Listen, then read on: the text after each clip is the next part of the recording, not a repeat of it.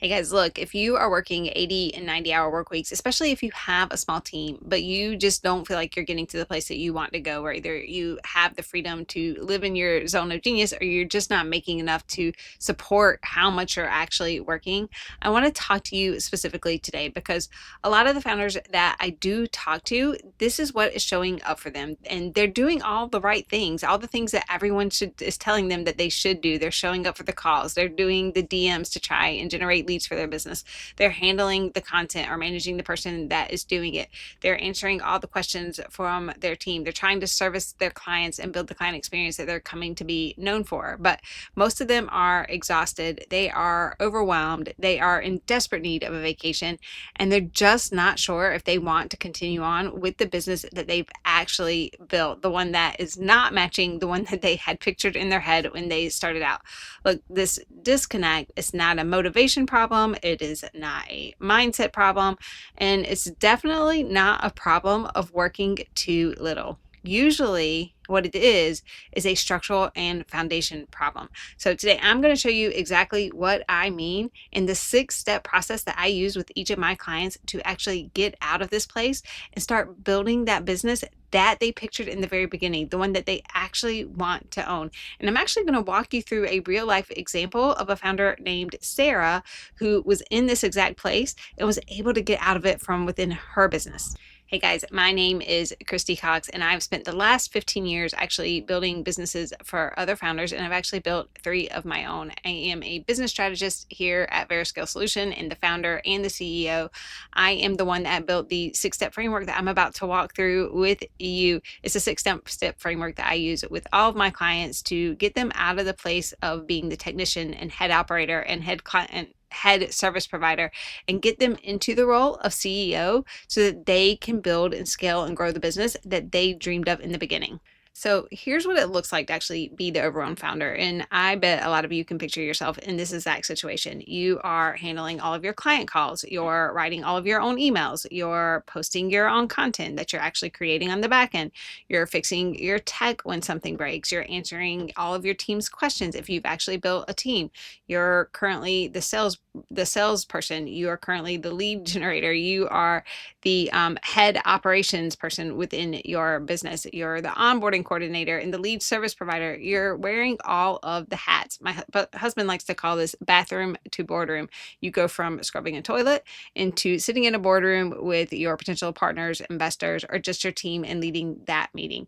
And when a client has a question or when a team member has a question, they all come to you. When something breaks, you're the one that has to fix it or has to figure out how to fix it so that you can delegate that to your team. When a registration or a new contract comes through at 10 o'clock at night, you're the one that has to wake up the next morning and address everything that has to go on following that process. And somewhere in the middle of that, you're supposed to find the time to strategize and really grow the business and create the plans for the future. Sarah actually described it to me like this. She said it felt like she had just been driving around in circles for the year and a half. She knew she wanted to drive from North Carolina to California, but she had just been driving around for a year and a half with no map and not getting to the destination that she actually wanted to go to. She was just taking whatever road happened to look good, making a right turn when maybe the left would have been the better option, and driving around until she actually fell asleep in the car.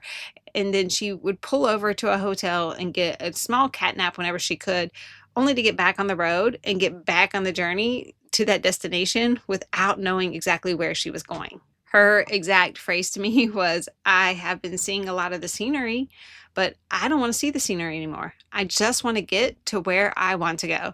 So if that sounds familiar to you, then you are in the right place today. And that's really the thing about working in survival mode. Like, you're not lazy and you're not failing. You're listening to everyone around you give you a ton of ideas on exactly what it is that you should be doing, but you just end up driving around with no actual map on how to get there. Most founders, when they're living in this place, they think they have a marketing or a sales or a strategy problem. And they think that growing that top line number is what is going to actually get them out of this place. But what I find when we start to dig around is that there's a lack of clarity on their side. They aren't really crystal clear in what they do and how they do it in a way that they can actually free up their time so that they can better focus either on sales or lead gen. Their priorities and their time are being eaten up by people telling you them 900 things that they should do and them listening and trying all of them without actually measuring the results, or by being pulled into all the areas of the business that is not the best use of their time as a whole, because they're valuing all of the cash they're keeping within the business over their actual time to build the business that they actually want. With Sarah, it showed up as her constantly scrambling and trying to fix a message that wasn't actually broken. And while she was focused on this, she wasn't actually focused on building the client experience she wanted to be known for. And she realized that she was dropping a lot of balls on that side, and that the result from that was actually high churn. And the cost of trying to find new clients to replace the ones that are churning, that is significantly higher to you in your business. It is not going to free up your mental capacity in any way. And so this was the space that she was actually living in. She was focused on the wrong problem, and in focusing on that, she was prioritizing the wrong things in her business, and she just felt like she was in constant scramble mode. Again, one of her key phrases to me was, I cannot access the genius part of my brain. It is too tired because I'm over here worrying about whether that Zapier thing is going to actually fire to handle the automations I've actually built out in my business. The fix for all of this is not working harder. It's actually setting the foundation and the structure to stop doing everything yourself. And that's exactly what we're going to walk through in these next 6 steps. So step number 1, define your destination. We just talked about you taking a road trip from North Carolina to California. Well, you can't even build the roadmap if you don't know where you're going. So you've got to define what your California, what your Maui, what your ideal vacation spot looks like for you. I call those destinations your $1 million plus destinations. You've got to define your big picture vision for the company. You've got to define the ideal role you want to hold in it. You've got to define your ideal client or customer experience, and you've got to define metrics. I'm talking about getting super specific here. How much money do you want to make? Do you want to pay top of market for the people that work within your business? How many hours per week do you want to work? What does your actual role look like from day to day? How many clients do you actually want to service? Build out very specifically that big picture vision for your business. One of the ways Sarah actually described this to me was, she said, I just want to push a button or comment in Slack and then just show up on stage and do what I need to do. That is a very specific destination, and it gives us a way to build the roadmap to help her get there. Most of the founders I talk to, they are just so focused on getting that next sale or figuring out how to generate leads within their business that they fail to do this part first. Or they think that the picture for what they want to build is so big and so grand that they're scared to actually put it down on paper. You've got to do this. This is step 1, and you can't do the rest unless you do this first. Step number 2, this is probably one of the easiest ways to get things out of your head, and one of the things that almost no one does at all. Map your client journey. Map your client journey from beginning to end, what it looks like now and what it would look like in an ideal state. Look, you can have a bunch of great offers, but if you can't actually service your clients in the way that you want to build that unique client experience that's going to set you apart in the marketplace, then your offers may land flat. Doing this too, mapping out your client journey, it is going to start to identify places where you can automate and delegate and where you need to actually personalize. And by seeing it laid out in this way, you can start to break it down so that you can actually create the plans to start to build out those automations or to create the SOPs and what you need to actually turn it over. When you see a list of key tasks, you can really focus again and just prioritize the ones that you need to get off of your plate first. It is so simple and so easy to do, but almost no one does it. So take half a day's, or maybe not even that, take a few hours one day. I want you to walk through every single phase and single step of your client journey. From the moment someone actually interacts with you on social media or on your website, to the moment they say yes and sign that contract, all the way through how you're going to service them on a recurring basis or throughout a one-time project. And then find any gaps that exist between what you're doing now and what we would like to be doing, whether that is in an effort to free up your time or in an effort to elevate that client experience so you can actually charge more for what you actually do. Step number 3, identify your constraints. We all have them, the things that are holding us back from getting to where we want to go. There are 3 primary areas that I want you to look at, and that is your time, your team, and your tech. What's holding you back from building your big picture vision, and which category does it exist in? Look, most of us start to think about this and we think that, again, the constraints are something along the lines of lead gen or our marketing message or something else. But a lot of times it's actually operational in nature. And that's why I encourage you to look at the 3 T's and identify exactly where your constraints exist within your business. As you start to work through that list and eliminate one by one each of those constraints, you will start to free up your time so that you can focus on more strategic objectives or on other areas of your business to grow. Just this little small exercise plus mapping your client journey can create so much time and freedom for you and your team as you go forward. Going through both of these steps is going to give you a clear place to focus one of your 4 P's, and that is your priorities. So every business has 4 P's that helps build the roadmap. That is your people, processes, priorities, and performance. And you need to be able to prioritize what to actually fix next in order to free up your time. So if you start to focus on your constraints and mapping your client journey, you will get to that place that you can prioritize what actually will move the needle on your business. Step number 4, start to think about how you would design the operations if you were living in your ideal role. If you were just showing up in your business to live in your zone of genius and do only the things that you wanted to do, what would your operational background, the thing that's running your business, actually look like? That is going to give you an ideal picture, again, of California, of where you're actually headed towards.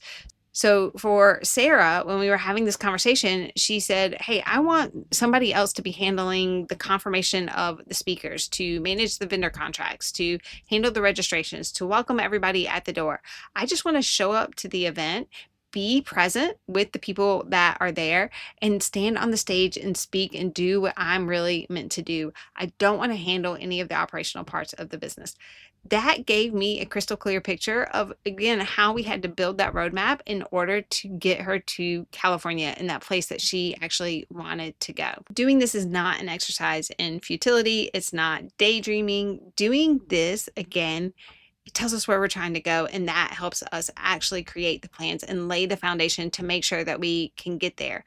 If you don't do this, then you're just going to keep driving around in circles and hope that one day you arrive at that place or at that ideal destination that you've been trying to get to. And this goes beyond your tech stack. This actually helps you build out your team for the future. You start to identify the roles that are going to get you out of all that work that you hate. You do start to identify the tech stack and the systems and how you're actually going to set up your processes so that you can better build and lay the foundation to grow and scale. This is an extremely important part of getting you to where you want to go. Step number 5, we do have to start to hire your team, but we have to do it the right way. And I do say the right way because I know how this goes. I've actually been here before myself.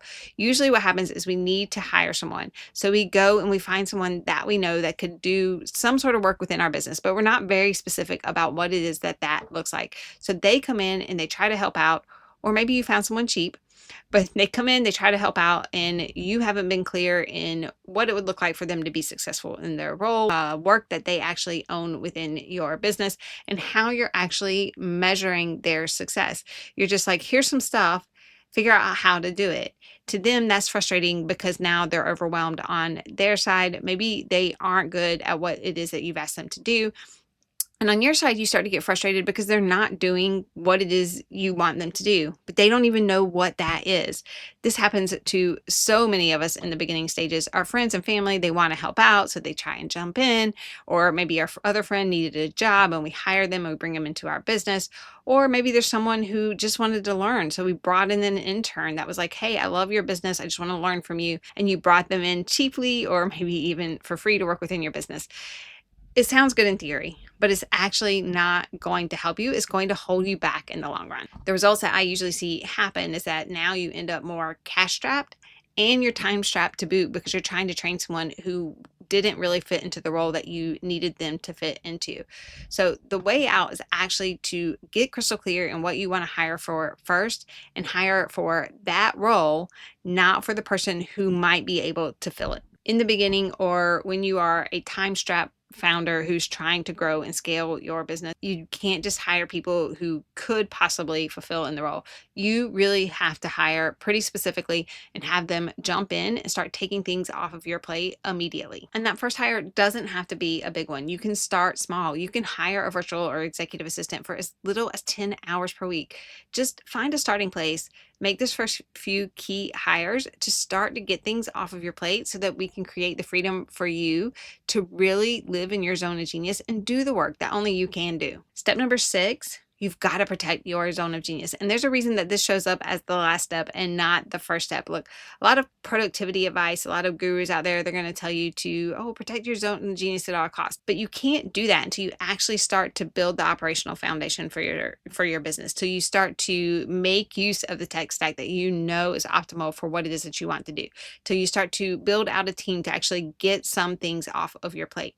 You've got to do those first 5 steps before you can get to this place where you can actually protect your zone of genius. But when you get there, you've got to start to protect it at all costs. With most of the founders that I work with, when they come to me, they might be spending 20 or 30% of their time here. Most of the time is actually being spent in other areas of their business, trying to figure out how to get to that next place that's going to ultimately get them to the destination. This is extremely common, but what you need to do is, again, go through those first 5 steps and start to identify where we can start to take things off of your plate so that we can add more time and space into that place where you're living in your zone of genius. So we can go from 20% to maybe 30% next quarter, to 50% by the end of the year, to 60% by next year. But you can't do that if you don't go through those first 5 steps first.